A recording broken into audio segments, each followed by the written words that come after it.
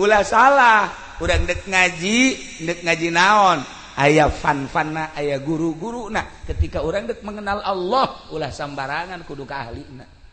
Kitulah para jamaah kaum muslimin wal muslimat rahimakumullah ketika urang wauh jeung Allah indah ulah engke di akhirat di dunia dongeng-dongengna ketika urang ngalobakeun zikir hatta yamtazija sehingga ngahiji bilahmihi wa dammihi teureun-eureun urang zikir la ilaha illallah la ilaha illallah la ilaha illallah la ilaha illallah emang eta la ilaha illallah atawa sholawat maca sholawat urang bakal ngahiji jeung daging urang bakal ngahiji jeung getih urang ketika guru kula di Banjar Kiai Haji Mumu putra ayah Banjar sok ngedeng nya nama ta salat di masjid aju kerek kadenge kan ku sate Haju Mali gundam berarti Allahumma sholli sholatan kamilatan wa sallim salaman taman ala sayyidina kakarek deui ke malik deui Allahumma sholli sholatan kamilatan wa sallim salaman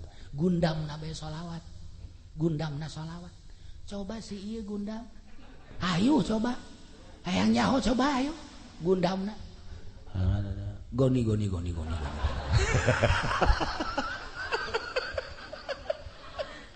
kabawa gundam ahli zikir gundamna pasti zikir moal dibejakeun seorang kiai ahli ukudul juman moal dibejakeun hirup keneh masalahna katabrak nya dak begitu katabrak masuk rumah sakit Bandung diimpus lah jana kieu beta kiai teh kula ngalayat jeung guru kula ti Garut kadinya begitu ngalayat kan teu nyaho naon kunaon eta nya maca nazaman wa ma binal qaidil muqarrarah idza atadzakiratun muqarrarah eta kan kudu juman masyaallah kari eta ong-ongan gundamna bae make kudu juman coba sih ya ayo coba salihan ti goni-gonian ge pasti ge juri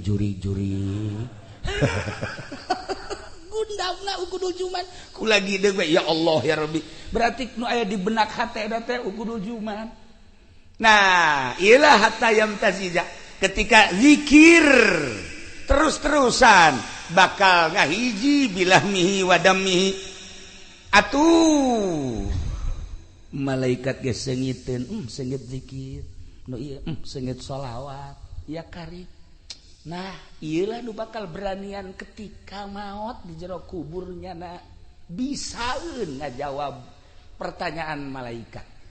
Nah loba jasa ahli-ahli Allah anu ditanya man rabbuka tanya segala rupa ji cek malaikat kok man rabbuka tuh ditanya mah ji pan begitu tuh ditanya kagetnya lagi ieu kan tugas sakjana man rabbuka bejakeun ka Gusti Allah ana inda zanni abdi bi cak Gusti Allah kumaha sangkaan hamba kaula terhadap kula aing geus boga sangka bahwa aing teh ya ieu teh salamet ka jeung kumaha ge ketika roh keluar boga sangka 100% salamet tina pertanyaan maka ditanya-tanya cek malaikat kok kieu amat sih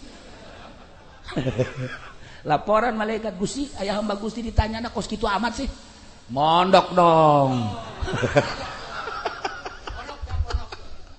dan lain-lain sebagai dages puguh Imam Sibaweh Masya Allah karim Sidina Umar kan di satu riwayat begitu ditanya man rabbuka malaikat emang can kenal Umar ya Umar setan geus yeuneuan ka Umar maka ditanya-tanya segala hampura mar satu riwayat seperti eta ya Allah ya Rabb anu cinta ka Tuhan si Abdul Qadir man rabbuka Abdul Qadir cacak-cacak Abdul Qadir bae pakai jawaban salamet atuh komo ka Kangjeng Nabi man rabbuka Muhammad wa man nabiyuka Muhammad wa ma imamuka Muhammad atuh ka Abdul Qadir bae cinta salamet atuh komo ka Kangjeng Nabi meureun malaikat ge kok ieu jawabanna Muhammad kabeh sih tanya Pak Haji Pedi man rabbuka Muhammad mana sih ya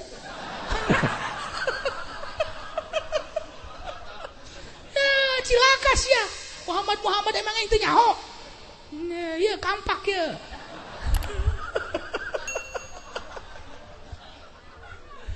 gambaran ahli-ahli Allah mun urang macaan dina kitab-kitab sufi, Masya Allah indah jasa dengan berbagai jawaban-jawaban anu ngangeunahkeun pisan ka batin. Sebab naon? Asma Allah, sifat Allah jeung zat Allah na geus ngahiji di awakna. Jadi nu ngajawab teh lahmihi wa dammihi. Teu saeutik ahli Allah ketika terjadi peperangan ngucur getihna ka handap ngabentuk Allah Allah Allah Allah. Aya nu ahli sholawat ngabentuk Muhammad Muhammad Muhammad Muhammad.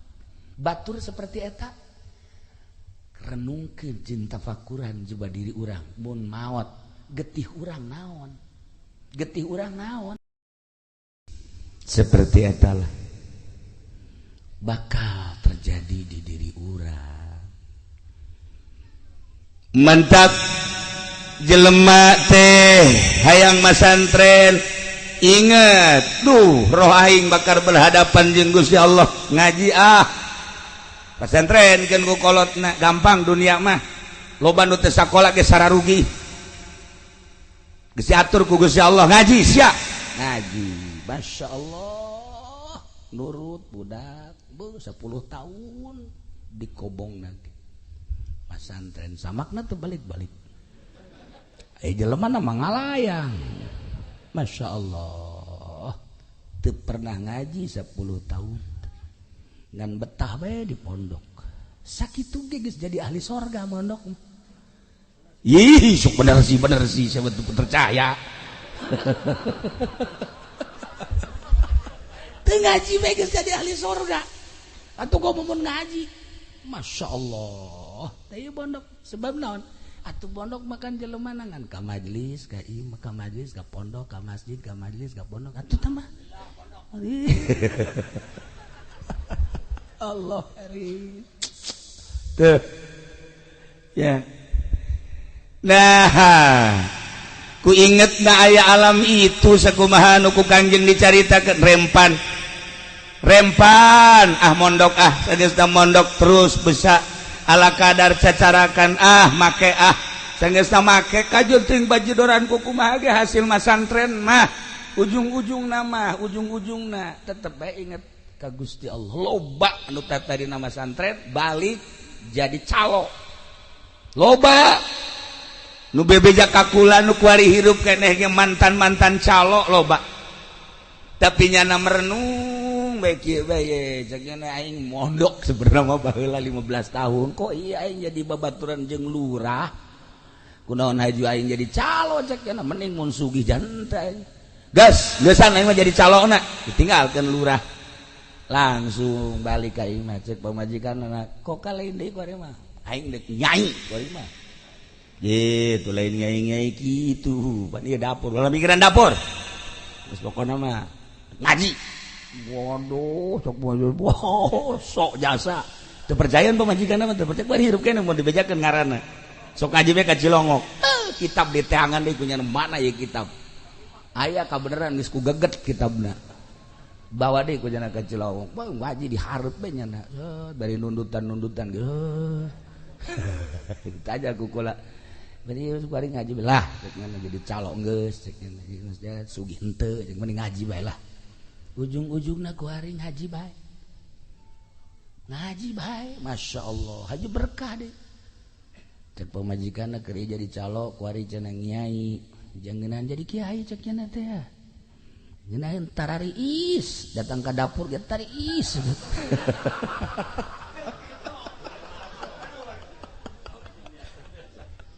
Masya Allah ujung-ujungna gerage ujung-ujungna buku kula dicaritakeun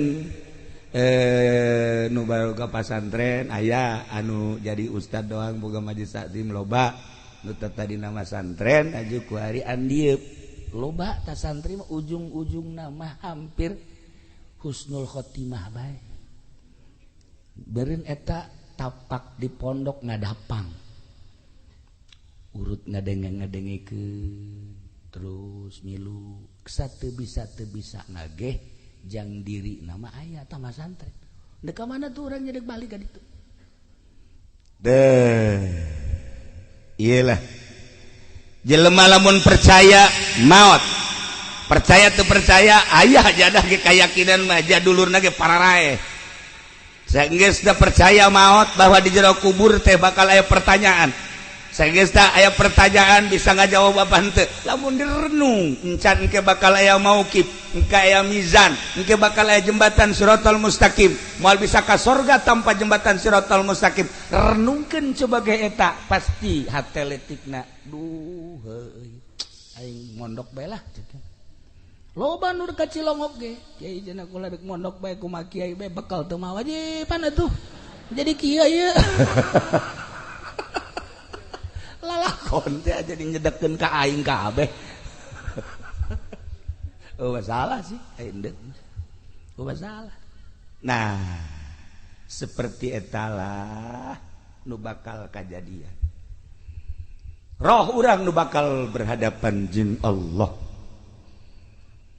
Ketika asup ka jero kuburan, anu ku urang sok dicaritakeun nya sempit, nya poek, nya sepi. Ternyata lain di kuburan teh horenganan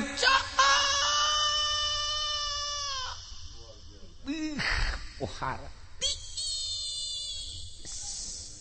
rame moal Kanjeng Nabi Allahumma wasi' qabrahu wa nawwir qabrahu atupan meureunanan gede kuburan teh ku doa Kanjeng cahayaan berarti kuburan teh dina Ibanatul Ahkam pan dicaritakeun nah rame di jero kuburan teh cek Imam Ghazali saha anu nyebutkeun bahwa di jero kuburan sepi ternyata begitu datang ke kuburan Masya Allah rame teh lain lalagan rame kapanggih ieu saha Kasep Ahmad oh abdi teh salat nu 5 waktu Masya Allah hari ieu abdi tahajud nu ieu abdi duha ya Allah ya Rabb hari ieu abdi teh jariyah hari nu ieu teh ngabonceng babaturan ngaji teh ya Allah ya Rabbi ieu saha ieu nu Kasep Ahmad abdi zikir cenah nu ieu sholawat Masya Allah hari ieu muludan cenah teh abdi sok nyumbang aqua teh hiji paingan rada leutik sama ieu aya kabeh rarentul di jero kuburan teh ya Allah ulah disangka di jero kuburan teh sepi orang bakal kaparang sok geura ge Haji Pendi maot kapagi ieu sahih hideung amat ieu bohong hari nu ieu coba amat coba ieu nipu hari nu ieu wah ieu mah maling karung ara aya kabeh rame mengaji orang di jero kuburan ieu ara aya kabeh di jero kuburan Masya Allah kaparagi orang kuburan teh ya Karim cak saha sepi rame nu mantak para aulia Allah mah para solihin mah maut eta kan istirahat nikmat nu kamari sibuk ku ibadah kuari jero kuburan istirahat menikmati hasil daripada amal-amal ibadah ninaheun ngadenge Kangjeng Rasul ngadenge para sahabat ngadenge para tabiin ngadenge para aulia-aulia Allah dongeng geus ambalayah jasa ngadenge para ulama-ulama solihin indah maut eta nikmat istirahat barang ngadenge Haji Pendi maut sieun perasaan babaturan nu karitu malulu aduh tah ragap diri urang ketika urang maut saha nu bakal jadi batur urang di jero kubur anu ngabibitian di jero kubur terus ngabarengan ka mauqif ka mahsyar anu bakal bareng terus ketika ditimbang amal anu bakal bareng nyebrang di jembatan siratal mustaqim saha batur urang apakah balak genep nu bakal ba ayus ya tah ieu batak Kangjeng Nabi ditaros ketika Kangjeng Nabi nyarioskeun alam bako alam kubur terus alam mahsyar sahabat kabeh rimbasak aya nu naros ka Kangjeng ya Rasulullah aya manfaatna henteu sih urang lamun ngabatur jeung nu soleh cik Kangjeng Rasul atuh di dunia bae lamun di dunia babaturan jeung nu soleh aya henteu manfaatna iya tuh kan tenan cik para sahabat di dunia lamun ngabatur jeung nu soleh nikmat perasaan mun urang boga babaturan nu soleh-solehna dina bidang ilmu, urang nanya naon bae dibere tilok dipelit-pelit. Urang babaturan jeung nu soleh di bidang dunia, nyana aya duniana, urang minta bantuan tara dipelit-pelit. Urang minta bantuan ka Haji Pendi hati. Cek jana teh sia datangna ka dieu minta bantuan bae aing dibantuaneun sia. Asalna nyeri perasaan. Tah eta mah toleh nu geus ngaranna teh. Beda aya sod aya to. Tah mun babaturan nu soleh selalu ngangeunahkeun. Nyana gagah, urang lemah ketika urang minta bantuan kanu gagah-gagahna soleh. Kakus uruskeun kos kitu bae geus tanggung jawab sia mah tenang bae. Urang memehna naon geus senang bae. Ngeunaheun boga babaturan soleh dijabarkeunlah ku Kangjeng Nabi sakumaha di dunia urang babaturan boga babaturan nu soleh aya mangpaatna atuh di akhirat ge sarua. Mantap kabeh kaharareup sahabat aya naon sa Kangjeng Rasul kok kaharareup abdi mah aya ngabatur jeung tuan bae abeh di akhirat ngeunahkeun cek kabana bae abdi mandek jeung tuan bae kajen teuing kuku bahage sebab ucapan tuan engke bakal terbukti di akhirat. Abdi mah kajen kuku bage endek jeung tuan bae. Tidinya cek Kangjeng Rasul henteu kudu jeung kula menggeus puguh cek Kangjeng Rasul insyaallah saha bae oge boro nu kazamanan kuari anu henteu kazamanan dia terus datang ka tahun 2018. Wow, atuh di syafaatan bae cek Kangjeng Rasul. Kuari mah pilih bae tah para sahabat anu kira-kira soleh saha kira-kira sok kadinya Kangjeng Nabi na ngaleos kabeh karumpul ka Sina Abu Bakar Siddiq ngariung cak Abu Bakar nanaonan dia kami mah hayang jeung tuan bae iya tuh itu pan aya Sina Umar aya sesuatu henteu iman nu geus kanyahoan Umar mah galak cenah teh cak Umar nanaonan sia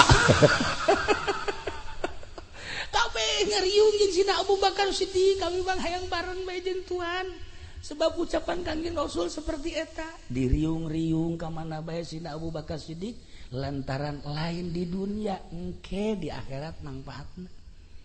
Nah, lamun kuari urang boga batur anu soleh kemudian engke di akhirat deuk saha deui urang minta tulung jaka si eta mamanya teuing nya nagari weuheun urang minta tulung aja tulungan boro-boro jang sia aing ge ieu dirante aduh pan eta ngeri urang gos gitu.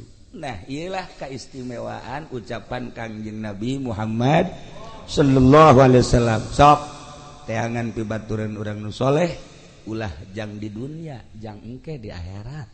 Di dunia malah gampang di akhirat dan mantap teangan ku hari minimal haji soleh gitu tah lah eta nu ngaranna soleh aya di Cilongok ge ngaranna soleh tapi main gapleh bae teh. Barang di delek KTP na orang rimpak sia dulur Kipuloli deh gitulah para jamaah kaum muslimin wal muslimat rahimakumullah. Nah hati-hati urang hirup ulah eleh ku hewan-hewan. Ketika Kangjeng Nabi nyaritakeun ana Madinatul Ilmi wa aliun babuha ngagelok kabeh di sahabat hebat amat Ali ana Madinatul Ilmi kula gudang ilmu wa aliun babuha teu kudu nanya ka kula cek Kangjeng Nabi tah minantu kula mejeuna Kangjeng Nabi mah boga minantu teh Sidina Ali sedang lamun Haji Pendi boga minantu nu kuari sedang keneh sarua akur lah lamun ieuna ngabohongna 5 minantuna 10 betul lebih dahsyat teman berartinya. Sidina Ali didareketan go sahabat Sidina Ali. Ali moal misli ka jeung kumaha ge ucapan Kangjeng. Naon? Kula mendek nanya bae soal zahir mah gampang. Soal zahir mah teu kudu ka anjeun. Kula merek nanyakeun teh soal batin. Soal naon? Kula mah deuk nanya teh eta bae lamun hayam tah hayam nu kadenge ku anjeun sasadana kumaha anu kadenge ku ente nu kadenge ku kari mah kongkorongo kombo hayam Cianjur mah napas urang geus beak nya encan pelung Cianjur pohara eta. Wih, cek Sidina Ali nu kadenge ku kula mah lain eta, nu kadenge ku kula mah hayam teh bahasana subuhun kudusun rabbuna wa rabbul malaikati war ruh. Subhanallah walhamdulillah wala ilaha illallah wallahu akbar. Masya Allah. Saha orang nu bisa ngadenge suara hayam modal kitu. Tapi kadenge ku Sidina Ali mah subuhun kudusun rabbuna wa rabbul malaikati war ruh. Mantap Kangjeng Nabi nyunahkeun urang boga hayam jago warna putih sukuna koneng. Moal aya di mana ge. Sukuna koneng kok moal aja mah. Hese. Tah eta sebab naon? Eta teh horeganan baca zikir subhanallah subuhun kudusun rabbuna wa rabbul malaikati war ruh. Sedengkeun bahasa eta teh bahasa nu sok dibacakeun ku malaikat Jibril alaihi salam. Ketika turun di langit macana subuhun kudusun rabbuna wa rabbul malaikati war ruh. Ruh teh malaikat Jibril. Dek naik deui maca subuhun kudusun rabbuna wa rabbul malaikati war ruh. Babacaan malaikat Jibril bisa kakalayangan sadunya maca subuhun kudusun rabbuna wa rabbul malaikati war ruh. Hayam jago babacaanana eta. Baca coba ku Haji Pendi. Subuhun kudusun rabbuna wa rabbul malaikati war ruh. Keur naik mobil nabrak. Aneh aing mah nya. Heueuh aneh. Yang lain salah babacaanana. Sungut nameureun nya. Heueuh sungutna ieu. Teu akur jeung kolbu. Jadi ceplakna teu akur jeung tapak. Ih, ulah kigituanan. Kabehan. Ieu subuhun kudus. Masya Allah kari. Itu bahasa hayam. Sidina Ali ditaros deui tuan. Ari eta sih bangkong. Kumaha eta bahasana? Bangkong bahasana subhanallah alhamdulillah subhanallah alhamdulillah subhanallah alhamdulillah. Bangkong moajan subhanallah alhamdulillah subhanallah alhamdulillah. Teu eureun-eureun. Kadenge kurang kok. Horegan subhanallah alhamdulillah subhanallah alhamdulillah subhanallah alhamdulillah. Eta bahasa bangkong. Coba bahasa Haji Pendi, goni karung. Atuh masih kene muliaan bangkong jeung sieu mah. Masya Allah karim, guys, kuring mah urang manggih bangkong, usapan, manggih sieu tinju. Hebatan bangkong. Masya Allah karim. Satu ketika aya si Mbak lulumpatan ka imah ba'da subuh. Si Mbak aya naon Mbak, ada apa? Saya kaget cenah tadi malam. Kaget apa sih? Kaget, kok saya ngedengar suara perkutut saya. Kok bahasanya bukan suara perkutut yang kedengar sama saya. Bih, luhur amat sih Mbak. Apa yang kedengar sama Mbak? Kedengarannya ilallah, la ilah, ilallah, la ilah, ilallah, la ilah, ilallah. Masya Allah Mbak. Mbak itu jam berapa itu bangun? Jam 3. Kok bisa bangun jam 3? Mau ke pasar sekian teh. Terus dagang sayur. Terus itu Mbak bisa mendengar gitu. Emang suka ibadah apa? Saya mandi dulu, setelah mandi sholat tahajud. Setelah tahajud baru saya ke pasar. Begitu saya kalau mau ke pasar. Masya Allah tuh palingan bisa ngadenge. Itu jatuh pernah yang ngadenge tisia kos gitu.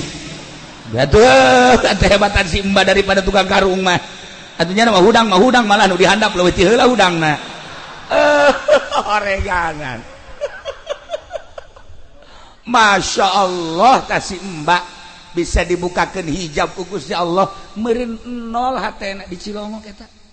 Kula kaget eta kasih Mbak. Ya Allah ya Rabb, horenganan hudang, mandi, wudu, tahajud, beres terus berangkat jam 3 ka pasar. Satu ketika ngadenge suara perukutuna seperti eta. Sarua jeung nu dijabarkeun ku Sayyidina Ali karramallahu wajah. Ana Madinatul Ilm wa aliyun babuha pohara. Nah ilah lamun dicaritakeun hewan ditataan ku Sidina Ali. Bahasa onta, bahasa sapi, bahasa jamus, bahasa munding, bahasa berbagai hewan dijabarkeun ku Sidina Ali. Hebat amat eta Sidina Ali bisa nyahueun ka bahasa hewan. Luar biasa eta Sidina Ali. Masya Allah. nu mantak wajar lamun terus bae urang ngahadiahan Abu Bakar Umar Utsman Ali Abu Bakar Umar Utsman Ali horenganan kos kitu atupan sieun mah mun maot anakna ge wallahu alam hadiah wallah henteu heeh anakna misalnya itu bapak udah meninggal biarin aja enggak tuh lu jarang dah lagi hidupnya juga begitu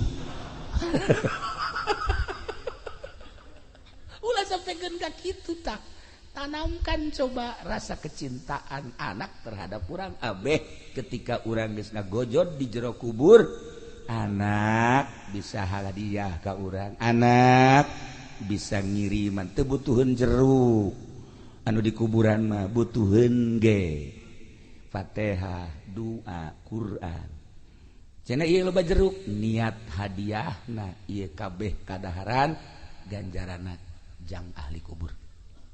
Ya Allah ya Rabbi tuh seperti etalah mantep kula begitu zarah ke Habib Lutfi do aju ngobrol di luhur duaan cekanya jongeng kieu cek Habib Lutfi itu dulu ada seorang santri ziarah ke kuburan begitu ziarah sering di situ nggak ada kerasanya ziarah kok nggak ada kerasanya bebeja tah ka guruna begitu bebeja ka guruna saya ziarah udah berapa lama ke makam itu tapi nggak ada kerasanya tuan guru ini bagaimana ziarah kemana ke makam yang di sono atau kenapa ziarah ke situ emang kenapa itu mah garong kenapa dijarahin tah sing hade tah urang bisi salah zarah horenganan jerona garong kuari kan loba nu maruncul mantak kula harita ngalarang aya kuburan anyar di zarahan ulah bisi garong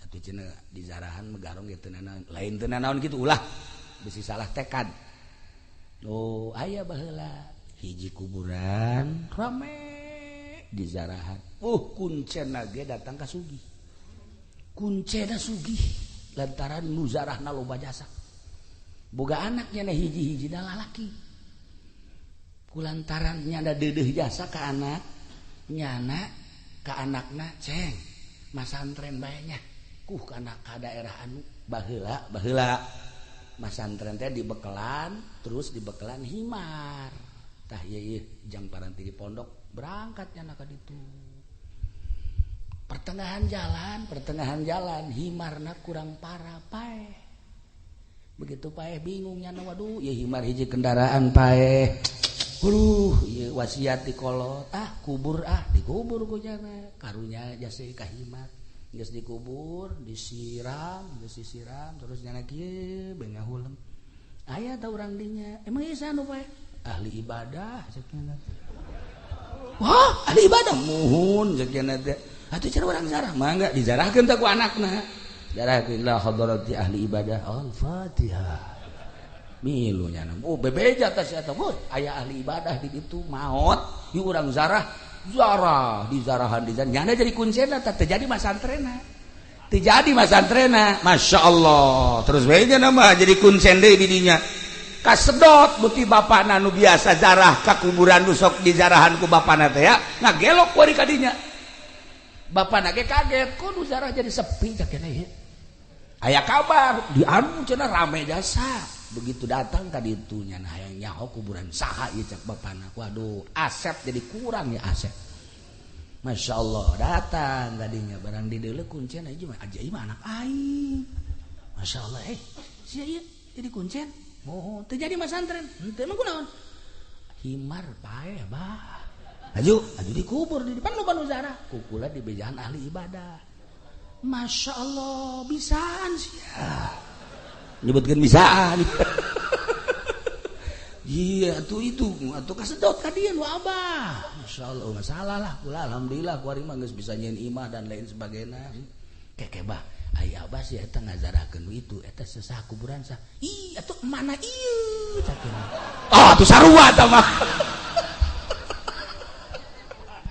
horenganan itu mana ieu anakna tah horenganan sing hade kukucuran duit teh horenganan kumaha ti luhurna baheula teh hasil nguncen anakna jadi kuncen deui baheula teh duit teh ti imah himar kuari jadi himar deui anakna anak himar Nah ilah pendidikan supi ulah sambarangan horenganan lamun carita almarhum Abah baheula mah santren di Kosambi kemudian ayah santri maling peteuy geus kitu dahar bareng cak abah teh ieu peteuy nang di mana tah meunang ngalah tinu tatangga ulah di dahar cak abah teh bahaya sia eta keur di pondokna keneh geus bisa amanat ulah di dahar nang maling mah pan si ieu mah lain nang di mana teh sia nang maling keneh urang oragu kan beda bahasana gen mah teh kos kieu teh bentukna di pondokna keneh kudu dijaga masyaallah nah iyalah horenganan kokocoranana ti mana sing hade pernah aya hiji jelema usaha sagesa usaha boga anak opat nyana masantrenkeun anak nu opat itu sambarangan ngabiayaanana sanajan usaha baheula mah ya awi baheula mah giribig dan lain sebagainya tetapi usaha anu jang ngabiayaan anak manu dianggap halal lagi halal na pisan henteu diakurkeun henteu dicampurkeun jeung hasil usaha-usaha nu sejen nah ye anakna nu opat-opatanana jadi kiai kabeh biayana beda masyaallah sok kuari ngaji pendi ngabiayaan anak hasil ti dagang karung ulah dididik ka anak kuno sejen nyahok we ka karung asal didelep ku anakna oh karung ayam didelep oh karung goni oh ieu oh kalung nyempet aya oh kalung nyempet nyaho sorangan sebabna bensina nu mantap para habaib ka handapna jadi habib tetesan ti luhurna habib tuh mana kieu anak kiai ge ka handapna engke minimal jadi kuyai nyana kuya dicai lamun kiai na apik baheulana duit ti pamarentah mah punyana tilok di dahar ai leutik mah kitu pod kan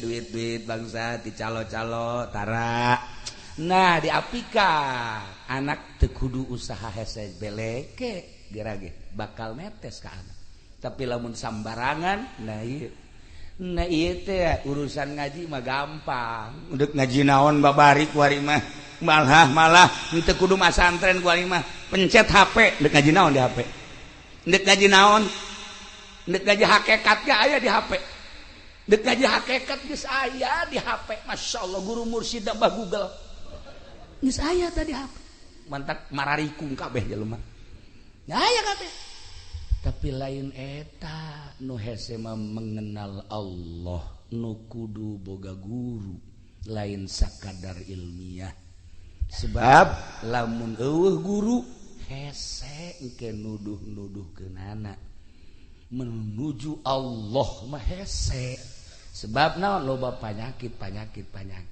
engke akibat lamun eueuh guru teu kaambe anak himar ge engke dizarahan bae tapi lamun boga guru tek urang jeung Habib Lutfi be datang ka makam kaambe ahli tawakal urang zarah deui ka hiji makam gumo Gus Dur sarua ahli sobar nyahoeun Bu begitu zarah Habib Lutfi seri bae ini mah bukan kiai bukan wali bajingan ceukna kaambeun misalnya tuh wauheun jeung Haji Pendi ya, Haji Pendi maot, ajak Habib Lutfi kadinya. Coba Bib tolong zarahin ini siapa ini orang.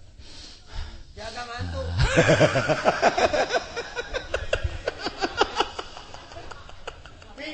Bakal kaambe ku ahlina. Nah, iyalah ahli-ahli Allah bakal ngambe. Karena kehakikatan, karena kemarifatan apaleun.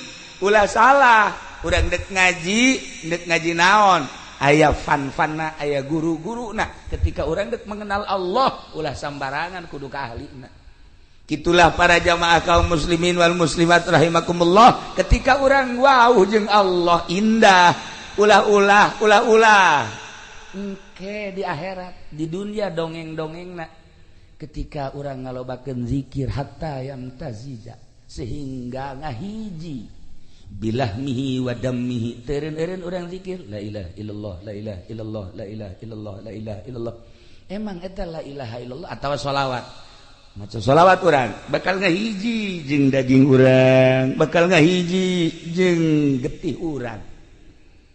Ketika guru kula di Banjar, Kiai Haji Mumu putra ayah Banjar, sok ngedeng nya nama ta salat teh di masjid, aju kerek. Kadenge kan ku satik. Haji Mali gundam berarti. Allahumma sholli sholatan kamilatan wa sallim salaman taman ala sayyidina Muhammad. Kakarek deui. Ke Malik deui. Allahumma sholli sholatan kamilatan wa sallim salaman. Gundamna bae sholawat. Gundamna sholawat. Coba si ieu gundam. Ayo coba. Hayang nyaho coba ayo. Gundamna. Goni.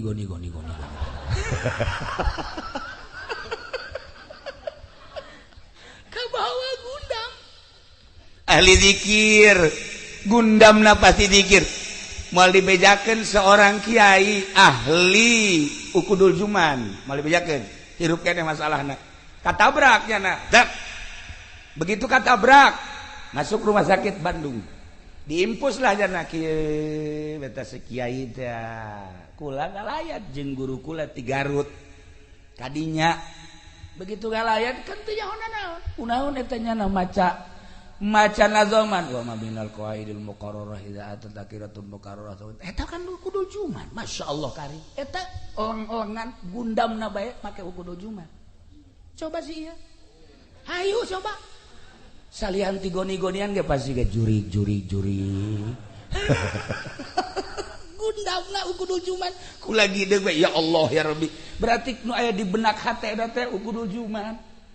Nah, iyalah hatta yamtazija. Ketika zikir terus-terusan bakal ngahiji bilahmihi wa dammihi.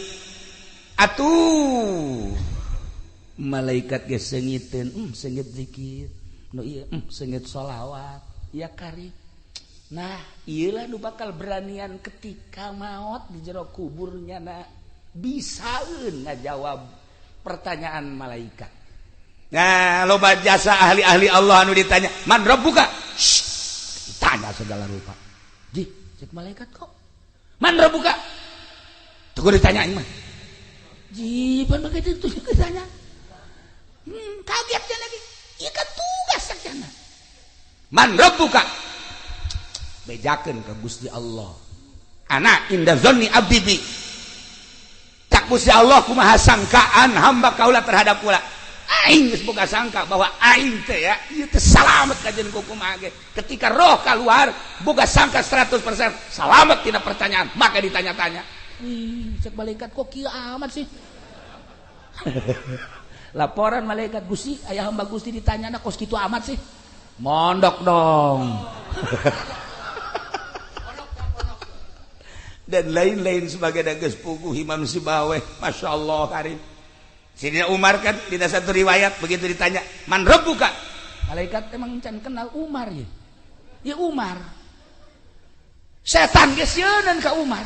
Maka ditanya-tanya segala, hampura mar. Satu riwayat seperti eta. Ya Allah ya Rabb, anu cinta ka Tuhan si Abdul Qadir. Man rabbuka? Abdul Qadir, cacak-cacak Abdul Qadir bae pakai jawaban salamet atuh komo ka Kangjeng Nabi. Man rabbuka? Muhammad. Wa man nabiyuka? Muhammad. Wa ma imamuka? Muhammad. Atuh ka Abdul Qadir bae cinta salamet atuh komo ka Kangjeng Nabi. Meureun malaikat ge, kok ieu jawabanna Muhammad kabeh sih? Tanya. Nah, Haji Pedi, man rabbuka? Muhammad. Muhammad mana sih ya?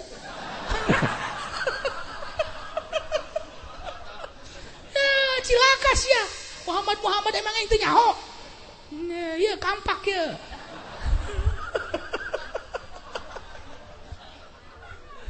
Gambaran ahli-ahli Allah mun urang macaan dina kitab-kitab sufi, Masya Allah indah jasa dengan berbagai jawaban-jawaban anu ngangeunahkeun pisan ka batin. Sebab naon? Asma Allah, sifat Allah jeung zat Allah na geus ngahiji di awakna.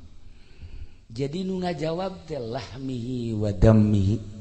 Teu saeutik ahli Allah ketika terjadi peperangan, ngucur getihna ka handap. ngabentuk Allah Allah Allah Allah.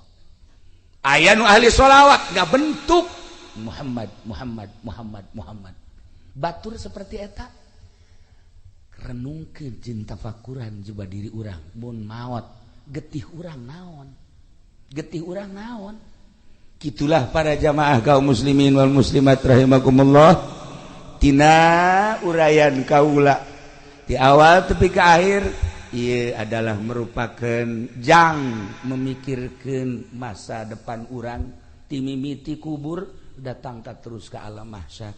Sing hade tetesan-tetesan sakumaha tadi kaambeun horeng ku malaikat oge ku ahli-ahli Allah kaambe ulah salah zarah urang sing hade besi anak himar di jarahan ku urang ya besi bajidor di jarahan ku urang tanyakeun geura ka ahlina sebab kaambeun ku ahlina mah boro-boro geus maot hirup keneh kieu ge kaambe kaambe lamun Ki Hairun liwat di Jati ti Ledu ka Cilongok nyana di gelam kieu be kaambe aya anu boga naon kitu ngaran aya anu boga teluh cak nyana kaambeun dan lain-lain sebagainya ku ahli Allah selalu kaambe ngan teu meudang nyaritakeun geus urang lempengkeun kuari hate urang jeung keyakinan urang eueuh pangeran nu wajib disembah kecuali Allah Allah anu ngatur segala-galana yuk urang mun tayang segala rupana ka Gusti Allah menta ka Gusti Allah jah hakikat mah kabeh ge ti Gusti Allah menta dimantepkeun keyakinan urang ka Gusti Allah sehingga dosa-dosa urang dihampura ku Gusti Allah amal-amal bagus urang ditarima ku Gusti Allah terutama nu kuari di haolan mudah-mudahan dihampura sakabeh dosana dilegakeun di kuburanana dicaangkeun di kuburanana dibere kanikmatan ku Gusti Allah di jero kuburanana urang nu aya di dieu mudah-mudahan husnul khotimah bi barakati umil Quran al-Fatihah.